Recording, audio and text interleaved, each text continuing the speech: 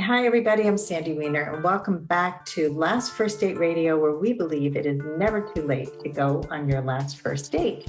And if you want some support on your journey to lasting love, I wrote a book just for you, and it's called Becoming a Woman of Value: How to Thrive in Life and Love. It's filled with 30 tips and stories and exercises designed to help you step more fully into your value, and you can find it on Amazon for Kindle or paperback. And this week's tip from the book is step 3, be playful. It is something we forget about very often when we're living our life and we're so serious and we're trying to date, and then we bring this seriousness to dating. And it's one of the most off-putting things when you're going on a date and you can't just let loose, be present, and be playful. So my challenge to you this week is to really look for ways that you can be more playful in your life, whether it's in your dating life or your regular life. Just laugh and have fun. Life is too short. Before I bring Bill on, I'm inviting you, if you're not already a member, to join our Facebook group. It's called Your Last First Date. And this is a really highly moderated group, as opposed to most groups that are out there for single women over 40. It is a group where we're interested in positive growth. I have moderators who moderate the group every single day, and we have really engaging posts. And so this is a unique place for you to go on your last first date, so join us there. Bill is the author of The Girl with the Green Lipstick. He is an adventurer, an NPR radio host. He's an entrepreneur, a nonprofit board member, and a novelist. And he was a partner with the management consulting firm of McKinsey and Company before taking a senior marketing role with MasterCard in Australia for 4 years. And then he retired. He's also the proud father of a fabulous daughter and the grandfather of 2 wonderful grandchildren. Welcome to the show, Bill. Thanks, Sandy. It's a real pleasure to be here. And what an introduction. Holy cow. I don't even recognize that guy. Well, it's impressive. And I was very intrigued by the title of your book, The Girl with the Green Lipstick. I think just the whole idea of you falling for a woman who was toxic, emotionally dangerous. And just tell us a little bit about the background and what motivated you to write the book. Well, the background really is I was married for 17 years, together for 18 to the love of my life, my wife, Carol. And in 2014, in June, Friday the 13th, she died of ovarian cancer after a long 3.5-year struggle trying to defeat it. It is one of those diseases that is fairly extreme in taking victims. That is, there's not much of a survival rate. So at any rate, for 16 months after that, I continued to wear my wedding band because I felt married. I still felt married. Unlike divorce, and I've been divorced once, where you sort of want to be out when your spouse dies of a dread disease, and your job one is to keep them alive until your job one is to try to keep them comfortable. You don't want to be out of that relationship. You really are trying your hardest to make it sustain. At any rate, so I wore my wedding band, and the wife of a friend of mine in the community I live here in Santa Fe said, you need to get out there. You need to be dating. You need to find a woman. And in the last 5 weeks, when Carol was quite terminally ill, we had a lot of time to say things to each other that were important. And she said to me, look, when I'm gone, I don't expect you to burn a candle in front of my picture every night. You're a healthy, normal male. You're fit. I want you to have another relationship. And I said, well, thank you. That's a gift, but I don't even want to think about that right now. I just, I can't even put my mind anywhere near that. So after 16 months, it felt right. I took my wedding band off. I joined an online dating site. And the first woman I met was the girl with the green lipstick. And she was fun, lively, sexy. Did I mention sexy? And very attractive. And she sort of played hard to get for several months. And then we got together again, and she told me she needed a job. And I said, well, I happen to have a retail store that needs a manager. I'll hire you. And I did. And when I told my attorney, just in passing, that I had done that, my attorney said, don't date her. That's like a really bad idea. And so he didn't. But I was around her all the time. And eventually she became my general manager. I had at the time 5 retail stores. And so finally, a couple of years later, I said, look, let's try to do this. Let's, try to be a couple, make a real hit out of our retail operation, and work together and live together. And so at any rate, I said, we're going to have to figure out how to move you from Albuquerque to Santa Fe. It's about 50 miles. She said, oh, I'm not moving to Santa Fe. And I said, well, okay. I tell you what, I'll buy a house in Albuquerque and we'll split our time. We'll spend a few days a week in Albuquerque. We'll spend a few days a week in Santa Fe, and we'll spend a few nights independent. I play tennis at night. She was addicted to prescription pain medication, so she goes to NA meetings, Narcotics Anonymous meetings. And I said, fine, I think we can make this work out. And shortly after I bought the house and moved her in, her antisocial behavior toward me turned terrible, and she moved her lover into my house. And so that was a little disconcerting. So finally, after trying pretty hard to make this relationship work, and you can't tell your heart what your head knows. It's very difficult. And I had really fallen hard for this woman and was trying to just persevere and, push through to the other side. That's how I grew up. I've had some tough times in my life, and you don't despair. You say, I'm going to just keep plugging. And when I get to the other side, it's going to be okay. In fact, it's going to be great. And it usually works out that way. So, I just thought, okay. And she had said, I think we need to see a marriage counselor. I said, okay, fine. And so I went online and I found a marriage counselor in Albuquerque. And the first words out of her mouth when I told her I found somebody to work with us, she said, who referred you to her? And you see, that's a trap, because if a friend of mine had referred me to this person, then she would say, well, they're on your team. They have your best interests at heart. And I said, look, I found her completely randomly online. And so I called this counselor and I said to her, here's our situation. She said, okay, I normally start with one of you at a time. Why don't I start with you? So I went to the first session with this woman, and I got about 40 minutes into it. She said, let me stop you. I said, okay. She said, this woman is horrible. You need to get rid of her. You need to call your attorney tomorrow. She is going to destroy you financially, emotionally. She will destroy you in every way she can. She is narcissistic, and she is probably a sociopath or possibly a psychopath. And I did a double take. That's not what I expected to hear, Doc. But I did call my attorney the next day because I'd really gotten the dose of cold water there. And so we filed for divorce, and my wife, the Carrie character in the book, filed a sexual discrimination suit against me.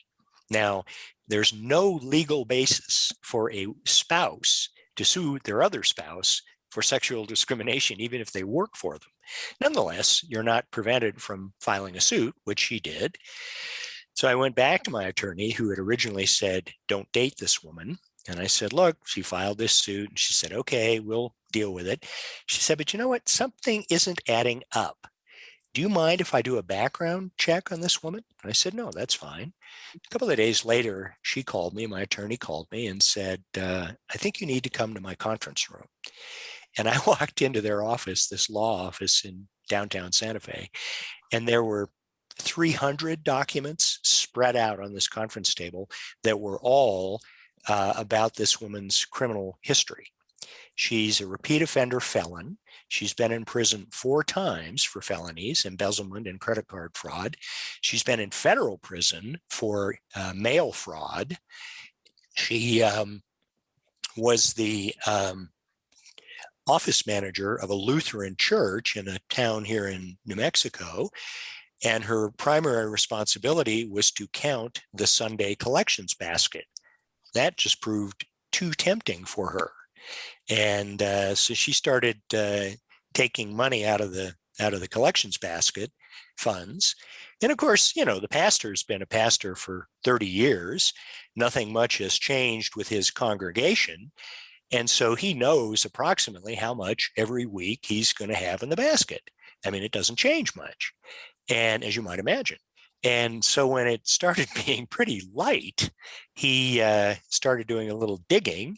And sure as heck, this woman got convicted of 2 more felonies, spent a year and a half in the co-ed penitentiary here in New Mexico, and got out, married a guy, and who was 17 years her junior.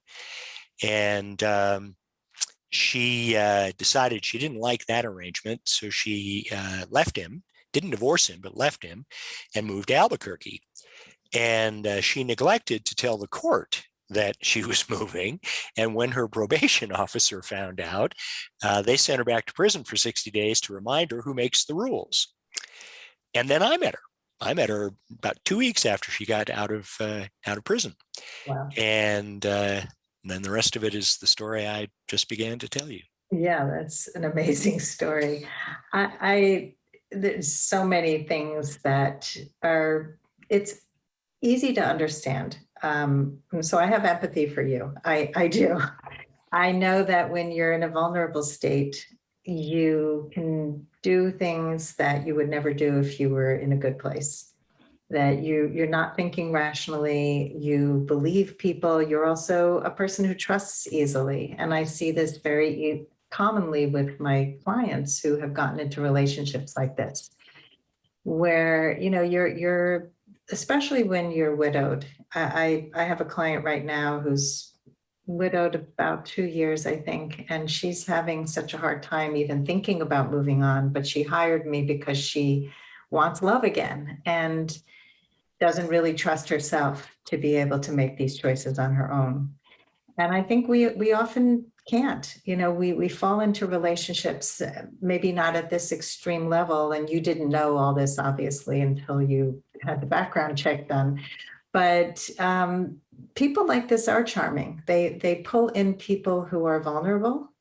They prey on people who are kind and not suspicious, and you know, Generous so and, you know, are willing to be giving. And yes.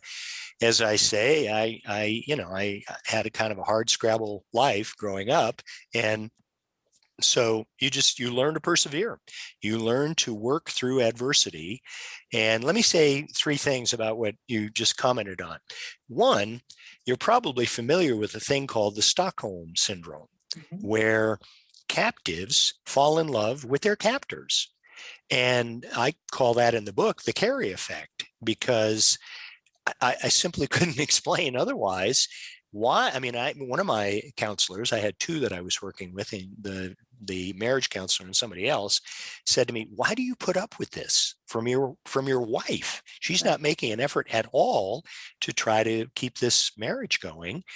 And I said, "You know, Doc, I really can't explain that." And I referred to the Stockholm Syndrome, just saying, "She's got me, she's captured me, and I don't know what to say about that."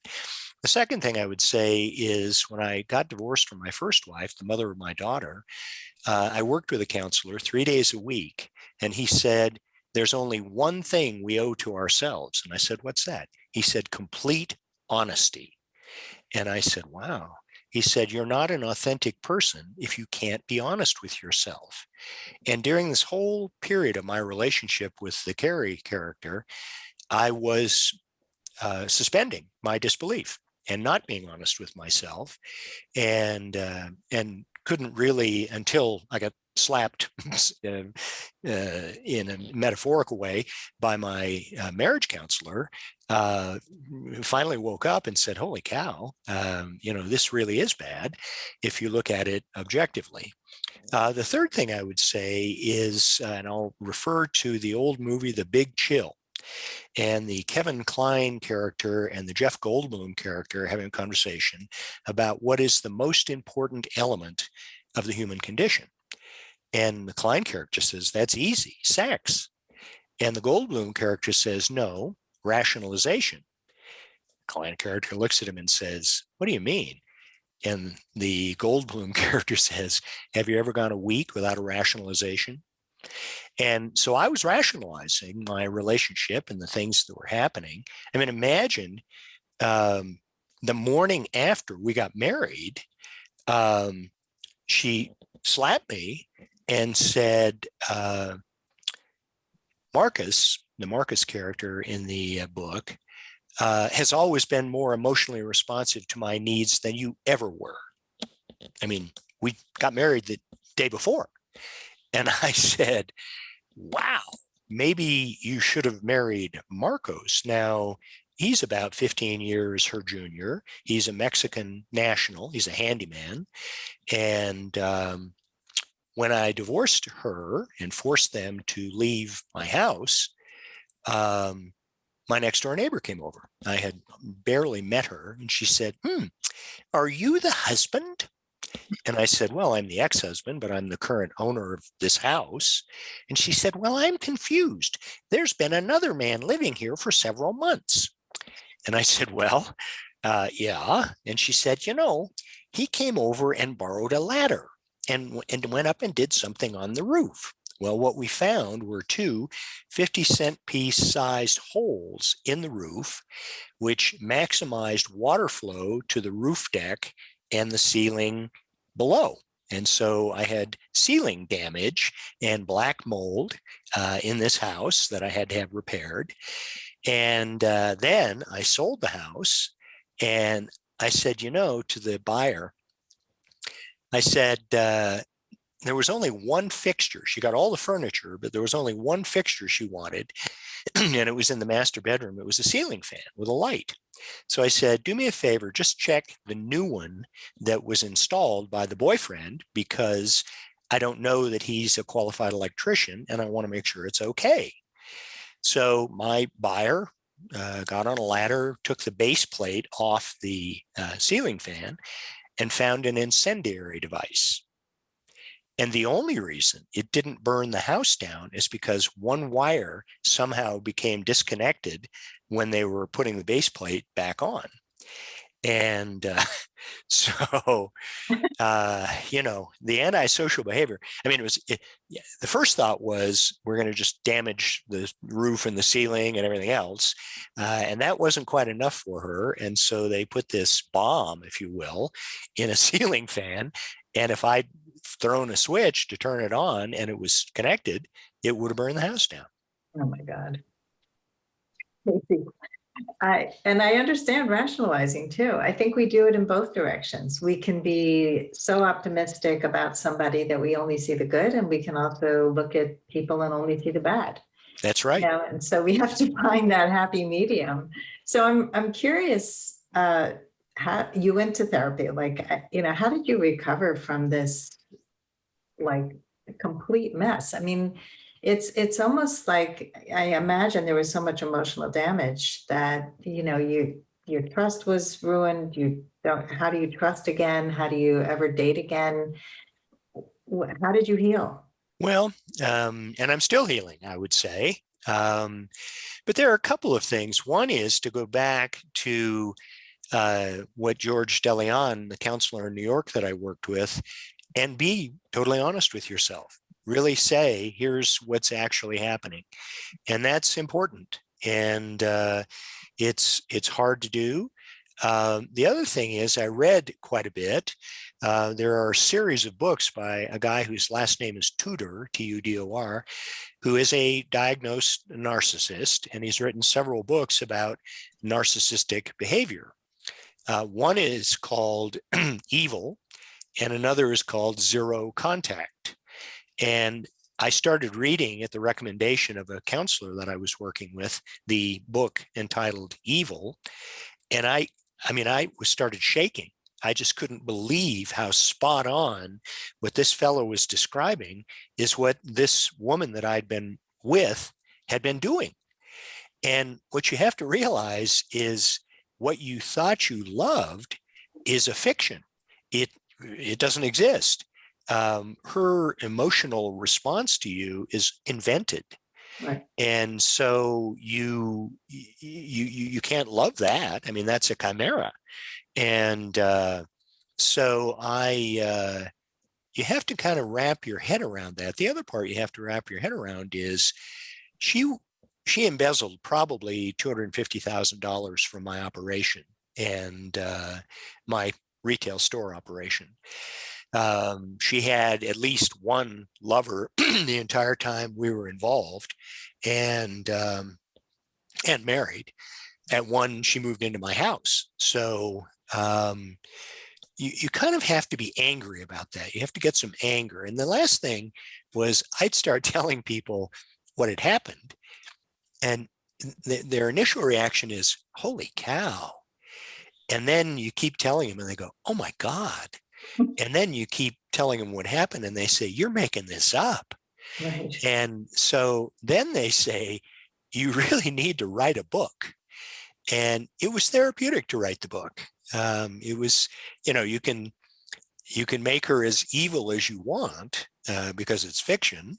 And there were things she told me about herself.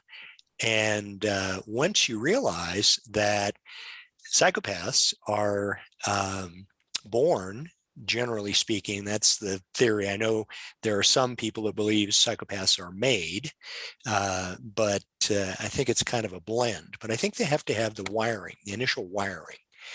And she clearly did. She exhibited sexually promiscuous behaviors at a young age. She was sadistic. That's another element of psychopathy. And I'm not a clinician, but I read a book by a guy named Robert Hare. And he is a clinician. And he found that when he would be describing behaviors of a client to another clinician, the other clinician would say, "Well, I think my client is a psychopath as well, but they exhibit some of the behaviors you've described, but not all. And they have other behaviors that you haven't described." And so what they realized is they didn't have a scale for judging where on the sociopath psychopath scale clients fell. And so they developed one. And but the other thing Hare says in his book is it's important to realize that a very small percentage of the population are probably on this spectrum. However, that's still millions of people. And I have to tell you, I tell my story and 3 out of 10 stop me and say, "Oh my God, that happened to my brother. That happened to my son. That happened to my sister. That happened to my best friend." And a lot of these relationships have gone on for years and years, tens of years. And, the victim puts up with the bad behavior right in front of them. Oh, yeah. And I was lucky to get out after 7 months. Yeah. And as I say, I'm still healing, but I will never, ever trust an online dating site ever again. In fact, I'm working with a matchmaker here in Santa Fe. She's quite capable and has introduced me to some very nice gals. And so I'm hopeful. Oh, good. Good. Well, I dated a guy a long time ago who had a lot of narcissistic, um, I don't diagnose because I'm not a diagnostician, but he definitely displayed very narcissistic personality traits. And what was interesting was his wife, his ex-wife, knew about him having affairs throughout the marriage, similar to what you're saying.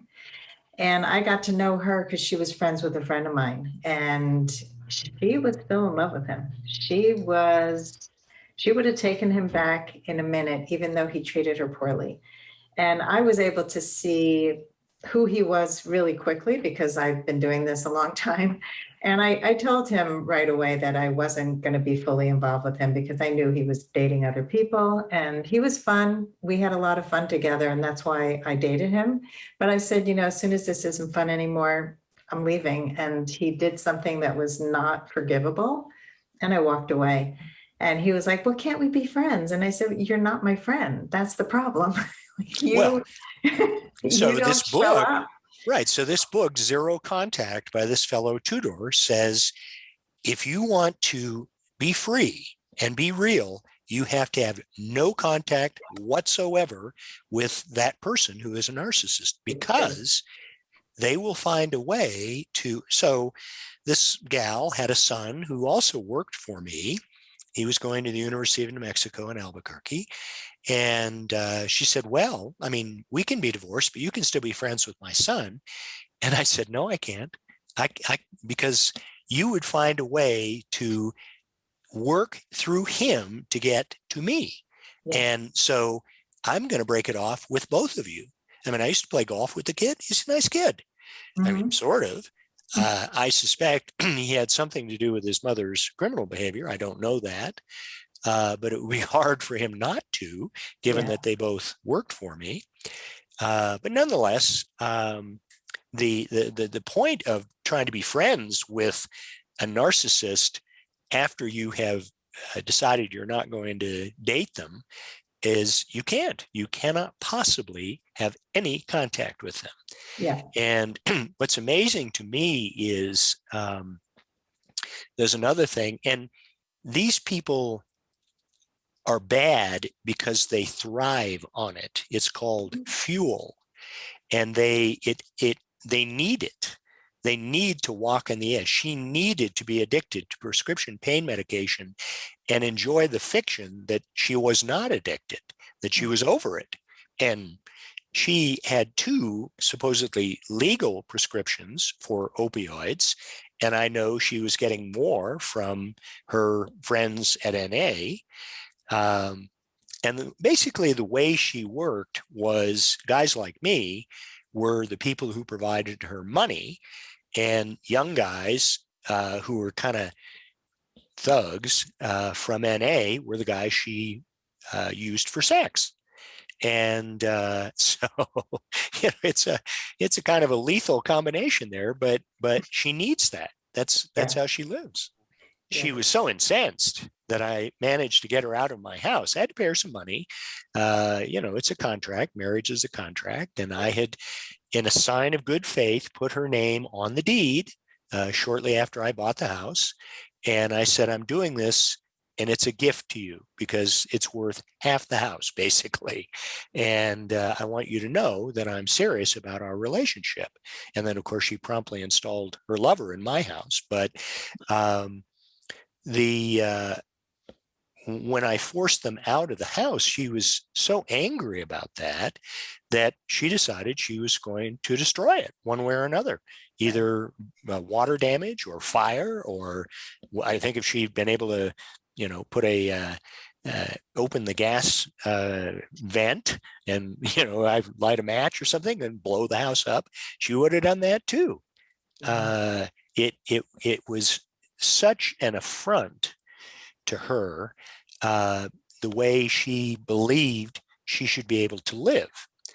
And so let me tell you a little bit about the green lipstick. Yeah, tell me about the green lipstick. And before you do, I'm just curious how much of the book was true and how much was fiction. Well, so clearly So here's the thing about having an extensive criminal record. There are a lot of things in the public domain when you have that kind of a record that you just can't imagine. The kind of stuff that gets described about you and your background and your history and everything else. So I had quite a bit of material from the background check. However, there were things that she had told me that once I understood how psychopaths behave, I could kind of expand on, even though I don't know them to be true. So the early years, what she had told me at one point was that she had been propositioned by the father of her first serious boyfriend. That is, I believe, the first boy she ever had sex with. The dad propositioned her. Now, I don't know that she actually took money for sex, but a psychopath might. And so I kind of wove that out of something she had told me. I knew some things about her relationship with her brother, the one that her parents had naturally after she had been adopted about a year later. And she had been angry and sadistic toward him because the parents really showed a preference for him. I mean, I don't know how much, but at any rate, so that was all invented as well. The parts about my relationship with the Terry character and the parts about my relationship with the Carrie character up to our divorce are largely true. The prison sequences are invented, but I got to tell you, if you read the papers in New Mexico, the prison gangs are significant in this state. And so I have to believe that this kind of thing goes on, particularly for an attractive, blonde, blue-eyed gal who is unlike what most of the inmates there look like. And and then the Daisy character, a lot of that happened, but not to me. She is a real person. And someone she was involved with, she did take a sledgehammer and knock the heck out of a car with it because she was upset. So I would say roughly about half the book is true, largely true, and about half is invented. Let's take a quick break to hear from our sponsors. This episode is brought to you by Amazon Music Unlimited. You can listen to over 70 million songs and thousands of playlists and stations. Plus, you can now stream your favorite podcasts like Last First Date Radio. You can listen to any song, anytime, anywhere, on any of your devices, your smartphone, your tablet, your PC or Mac, Fire TV, and any Alexa-enabled devices like the Amazon Echo. Get Amazon Music Unlimited for free for 30 days. Just head on over to getamazonmusic.com/lastfirstdate to learn more and claim this offer. So the green lipstick. Yes, tell me about that. So the new owner of the house in Albuquerque has found the incendiary device. And one day I get a call from his wife and she said, "You won't believe this, but there's a box here from Ulta.com, the cosmetics place, and it's addressed to your ex-wife." And what had happened was my ex-wife had moved to Colorado, where she lives now, and she had forgotten to change the default delivery address on her Ulta.com account. And so the box got sent to the former residence. She said, "What should I do with it?" I said, "Well, open it up. I want to make sure she's not charging my credit cards or using the store cards to buy stuff." So she opens it up. I said, "What did you find?" And she said, "Well, there's a makeup brush and there's some blush. And then there's this frog green lipstick." And I said, "What?" And she said, "Yeah, look it up." So she gave me the name and I looked it up. And it goes on dark green. You apply it, goes on dark green, and the pH in a woman's lips turns it bright pink. And so she had purchased it for the irony of going from the dark green to the bright pink, but she wanted the bright pink, of course. And I thought, wow, that's a title for a book. It's a good metaphor for who she was. That's exactly right. A complete chameleon, right? Looks one way, and then there's a kind of a chemical reaction, and then you realize she's a completely different person. Yeah, really interesting. It's definitely a catchy title. You're like, what's the green lipstick? So you mentioned also that you are no longer trusting online dating. And a lot of people, look, I guide people to date safely online, but you're done. You're done with it. So you believe that as you get older, it becomes a harder thing to do, it becomes riskier. What are your beliefs about online dating? Well, I really do think that it is riskier. And I reflect on people that I met. So what had happened, of course, was when I first started this relationship with the Carrie character and then decided to not date her because she worked for me, I was still online. So I started dating people that I met online, or at least being in contact with them. And I have to say a high percentage were just scammers, just frauds, and trying to somehow get money out of anyone. And the ones I actually met in person were largely not whole people. I mean, not really complete individuals. And it just made me leery. And the one I did meet and fall in love with and married and hired and employed, and she started using the store debit cards to buy things through Amazon.com. And she would tell my accountant, oh, that's for printer paper, or that's for printer ink, or that's for toilet paper, or whatever. And when we got divorced, we forced her to produce the actual receipts from Amazon. Out of 500 receipts that she produced, and that wasn't all the purchases through Amazon, that was one account out of 5, 490 were for personal items, completely fraudulent. Designer handbags, gift cards. You can take the gift card and sell it at a discounted price for cash, and then you can buy drugs.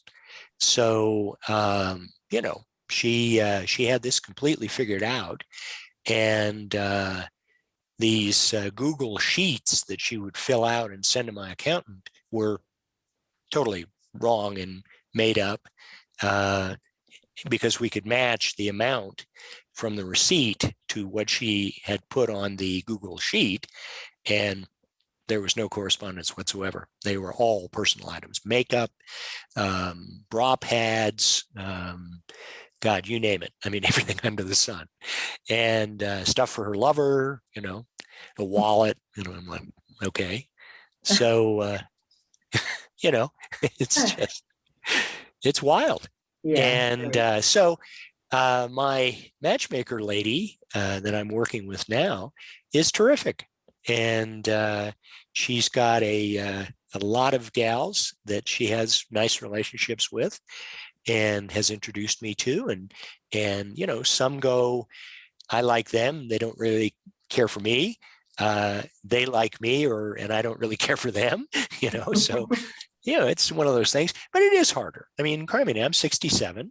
And, when I got divorced from the mother of my daughter, I was single for 5 years before I met Carol, the love of my life.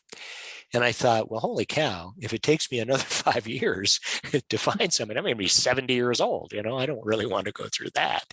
Right. And so Julie, my matchmaker lady, is terrific. And I have high hopes.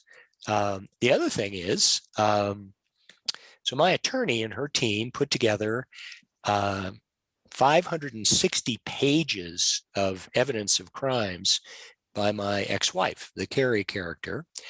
and the Albuquerque police are investigating it.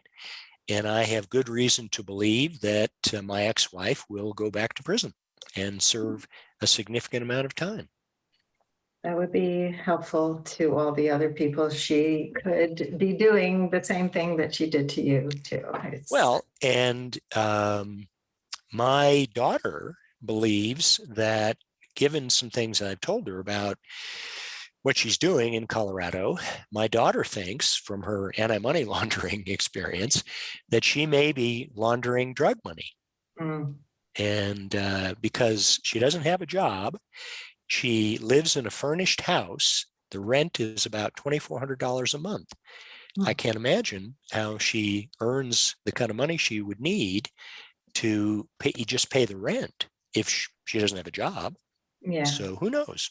Yeah. I mean, it doesn't sound like she's changed her ways and is suddenly doing things on the up and up. Wouldn't be surprised. Yeah. And can you imagine her applying for a job and somebody saying, well, what were you doing previously? Can I contact your former employer?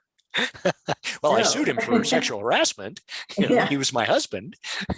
I mean, I think she would have a tough time getting a legitimate job. So I have no idea. No character references there. Exactly. So, Bill, what are your final words of advice for anybody who wants to go on their last first date based on your experience? And it's highly unusual, but I'd love to hear what you have to say. Well, don't give up. I mean, I think I would say first, don't despair that there isn't somebody out there. I really believe there is. And then I would say 2 words: background check. So before you get seriously involved with somebody, you really need to know who they are. And what I like about my matchmaker is she does all the vetting. So I don't have to worry about it. Somebody she presents to me is somebody she and I both know are a real person and a good person. And, it may or may not work out the way one would hope, but at least I know that there's not somebody else lurking in the weeds behind the facade of what I'm seeing. And it has opened my eyes. I'm not a cynic. I don't want to be cynical about relationships. And so I would say, don't give up, keep at it, keep trying, use whatever channels you are comfortable with. Online dating may work for other people. I'm personally leery of it because of my experience. But if someone else is okay with it and they have a way of assuring themselves that the person they're getting involved with is who they say they are, then go for it. I'm not saying don't do it. I'm just saying it's not for me. But keep at it. I mean, keep your heart positive and keep looking. And, I live with my dog and she's great company. She doesn't laugh at many jokes, but she's a terrific friend. And so who knows? But I am hopeful that I will at some point find the person for me out there. I love it. I love that you still have hope and that you haven't given up. And I think it's an important message because things happen. People have losses. They have people who ghost them, who do bad things to them. And, it's important to be smart when you're dating. So, you mentioned getting a background check. There are many, many ways that I've trained women to be smarter about how they go about dating because, you don't want to trust somebody until you know them. I don't give out any private information until I know somebody is to be trusted. And I won't let somebody drive me, even though they insist, or take me on a hike when I don't know who they are. It's just, there's some things that are simple common sense. And then there are other things where you get drawn in because somebody is charming and pulls you in there. So it's really important to keep your eyes open. One of the working titles for my book that I was originally going to write was Eyes Wide Open, Legs Firmly Shut. It was like, Just the minute you open those legs, you lose all sense of reason. So, Oh yeah. um, And yeah, as I say, did I mention that this gal that I got involved with was sexy? right, And she knew exactly how to push the right buttons and how to um, get a certain sexual. I mean, here's what I have said. Um, my relationship with this woman had the highest highs and the lowest lows of any relationship I have ever been in, including both of my former wives. And it was, when it was good, it was off the charts. And when it was bad, it was the same, except in the wrong direction. right. And so, what you crave is that high. You crave that good part. And she knows it. And she uses that. Right. And so the randomness of the good part, you're just kind of like a dog watching, you're hoping, is the good part going to happen right now, Yeah. and nope, okay, all right, I'm sorry, and now is it going to happen? No, Right. okay. So, It's very, it's just one of those things. it's crazy And making. it It's is, it really is. when you can't predict how somebody's going to behave, when there are extreme highs and lows, it's so dysregulating to your whole emotional system. And at some point, you stop craving that. I've watched many people, including myself, where, it's exciting. You want excitement, but you don't want to have unpredictability and walk on eggshells and feel really bad the times that you're not feeling really good. So, Bill, thank you so much for sharing your story, this cautionary tale. I love that you're still hopeful. You've given a lot of great advice to people. And if you can let us know how our audience can find you, that would be great. You can go to Bill Saubert, that's spelled BILLSAUBERT.com. That's my website. There are 4 free chapters you can read of the book. You can also get either the Kindle ebook or paperback print on demand copy through the Amazon Kindle platform. The book is currently available in both forms, but you can also listen to some podcasts of the NPR affiliate radio show that I do by accessing on billsaubert.com the forum show. And there are about 7 years of weekly podcasts that you can listen to. It's a political radio show, and we have both progressives and conservatives. And what I love is when my most progressive and conservative panelists look at each other and say, you know what? I agree with you. And I go, hallelujah. Where's that in America these days? Yeah, right. So at any rate, but thank you again, Sandy. This has been a real pleasure. And I hope people read my book and get something out of it. And it was fun to write, and it's a ripper, I got to tell you. So everybody go out and get Bill's book. And thank you for listening to our show and for being a fan and keeping us on air for over 8 years. And I beat you by a year, Bill. There you go. And we really appreciate every rating and review and subscription to our podcast, wherever you listen. That's how we stay on air and continue to get wonderful guests like Bill. So thank you so much. And we hope you go on your last first date very soon.